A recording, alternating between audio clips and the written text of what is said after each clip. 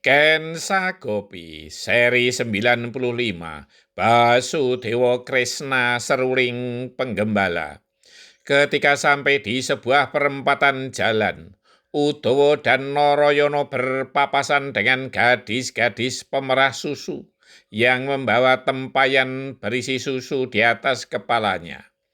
Mereka saling berbisik dan melirik, mengagumi kehebatan Narayana dalam bermain seruling. Narayana yang suka iseng, ingin mengerjai mereka. Ia kemudian mengikuti mereka sambil memainkan serulingnya. Mula-mula lembut mendayu, lama-lama semakin lincah. Tak mereka sadari, para gadis itu ikut bergoyang seirama dengan alunan nada seruling. Pinggulnya bergoyang-goyang, langkah kakinya pun mengikuti irama seruling. Ketika mereka sedang asik bergoyang sambil berjalan, nada seruling tiba-tiba melengking tinggi dan mendadak langsung berhenti. Para gadis terkejut sehingga susu di atas tempayan jatuh dan tumpah di jalan.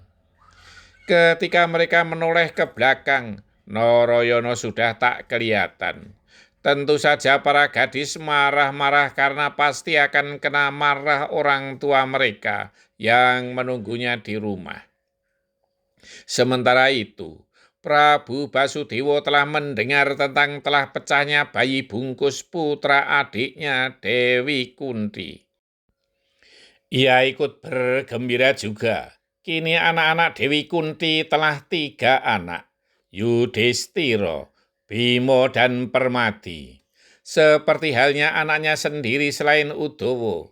Kini Dewi Bodrohini pun telah mempunyai seorang gadis kecil yang hitam manis nan jelita. Ia sudah pandai berlarian ke sana kemari. Ia sering dipanggil dengan panggilan Dewi Roro Ireng.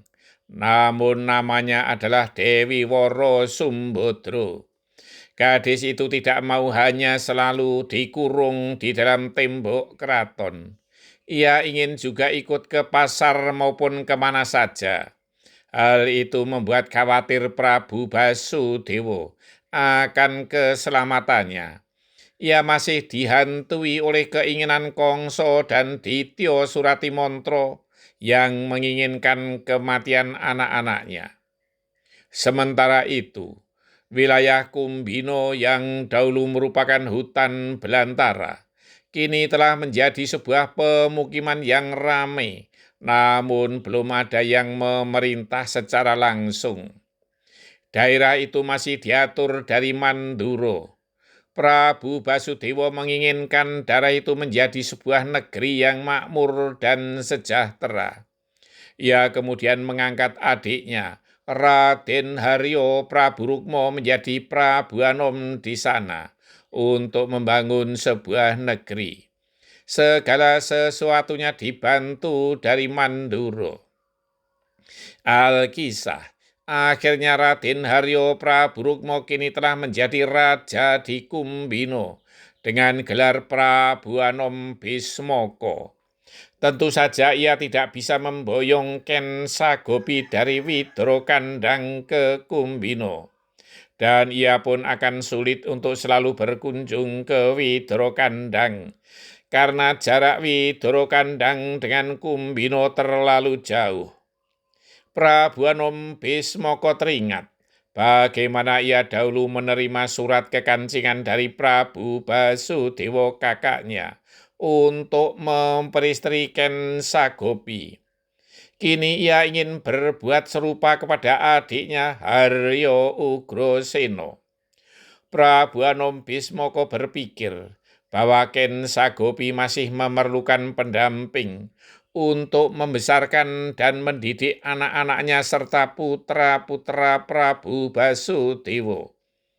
Ketika hal itu disampaikan kepada Raden Ugrasena, Raden Ugrasena dengan tegas menolak, katanya, "Aku mau." "Loh, kenapa Dimas?" Prabu Bismoko heran. Aku moh nolak, hahaha, jawab Raden Ugrasena sambil tersenyum. Ketika hal itu juga disampaikan kepada Prabu Basudewa, ia mengizinkannya. Aku setuju, Dimas. Malah secepatnya pergilah ke Widoro Kandang bersama Dimas Ugrasena dan bawalah serta Roro Ireng. Aku titipkan di sana bersama kakak-kakaknya demi keselamatannya. Perintah Prabu Basudewa. Betapa senangnya Dewi Roro Ireng ketika diberitahu akan diajak menyusul kakak-kakaknya di sebuah kademangan yang jauh dari keraton. Ia merasa terkungkung di dalam tembok keraton. Ia selalu dilarang bepergian kemanapun. Bersambung. Seorang anak janganlah dikungkung, walaupun kungkungan itu terbuat dari sangkar emas.